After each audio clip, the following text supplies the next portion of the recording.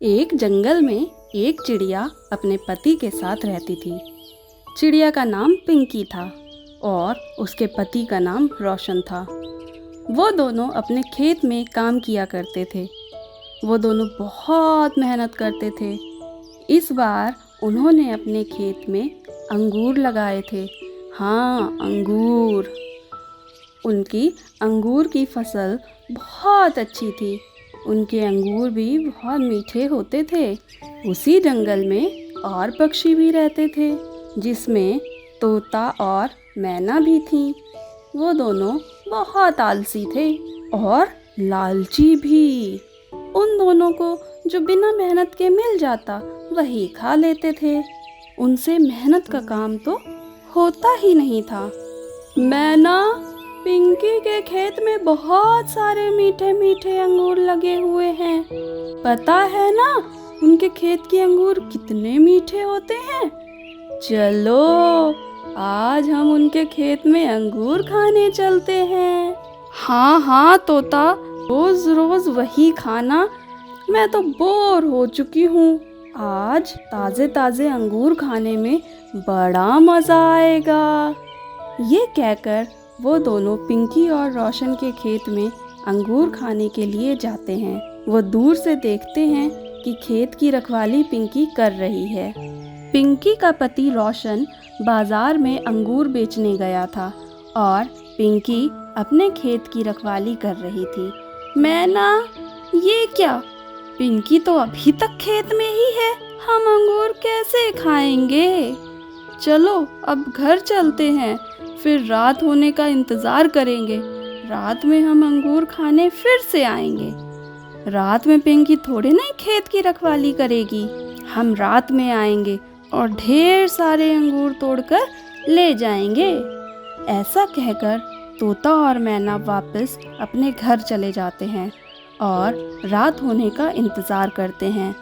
रात होने के बाद वो दोनों पिंकी के खेत में फिर से आते हैं और देखते हैं वहाँ रोशन अपने खेत की रखवाली कर रहा है। मैना, देखो, दिन में पिंकी और रात में रोशन अपने खेत की रखवाली करते हैं। ऐसे तो हमें ये अंगूर खाने के लिए मिलेंगे ही नहीं। मुझे कुछ उपाय सोचना पड़ेगा। हाँ, मैं रोशन के पास जाता हूँ और उसको अपनी बात में लगाए रहता हूँ। मैं उसको बातों में उलझा कर रखूँगा और तुम ढेर सारे अंगूर तोड़कर घर चली जाना। ऐसा कहकर तोता रोशन के पास जाता है और उससे कहता है, अरे रोशन, इतनी रात में खेत में क्या कर रहे हो? घर जाकर आराम से सो जाओ। नहीं तोता भाई, हमें अपने खेत की रखवाली भी तो करनी है। रखवाली नहीं करेंगे तो सारे पक्षी मेरे अंगूर तोड़कर ले जाएंगे। हम दोनों ने बहुत मेहनत की है अपने खेत में। इधर तोता रोशन को अपनी मीठी मीठी बातों में उलझाए रहता है और उधर मैना बहुत सारे अंगूर तोड़कर घर को निकल जाती है। थोड़ी देर बाद तोता भी अपने घर चला जाता है। वो दोनों बहुत खुश थे क्योंकि उन्होंने रोशन को बेवकूफ़ बनाकर बहुत सारे अंगूर तोड़ लाए थे। सुबह जब पिंकी अपने पति रोशन के पास आती है तो देखती है खेत में बहुत सारे अंगूर टूटे हुए थे। वो रोशन से पूछती है तो रोशन तोते के बारे में उसे बताता है। पिंकी सब समझ जाती है कि ये काम तोता और मैना ने मिलकर ही किया है। फिर पिंकी अपनी सहेली के पास जाती है और उससे कहती है, नंदिनी बहन, तोता और मैना ने तो हमें परेशान करके रखा है। हमारे खेत में अंगूर चोरी करने के लिए आते हैं और ढेर सारे अंगूर तोड़कर ले जाते हैं। ऐसे तो मेरी सारी मेहनत बर्बाद हो जाएगी। पिंकी बहन, तुम मेरी सबसे प्यारी बहन हो, तुम्हें कोई परेशान नहीं करेगा।